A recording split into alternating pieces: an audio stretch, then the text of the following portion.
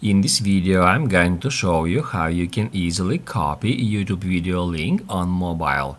Be sure to watch the video to the very end so you don't make any mistakes. Let's get started, guys, and first off, you need to open up YouTube app. After that, open up YouTube video, which link you would like to copy, let's say that one. And once it is done, all we have to do, guys, is just tap right here at this share button and in this pop-up select copy link.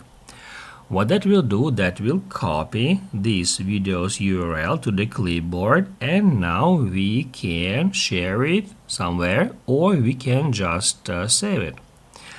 To demonstrate you how it works, we can just paste it somewhere here to Notes app, or we can head over, let's say, to some messenger, and then we can share the link in that way.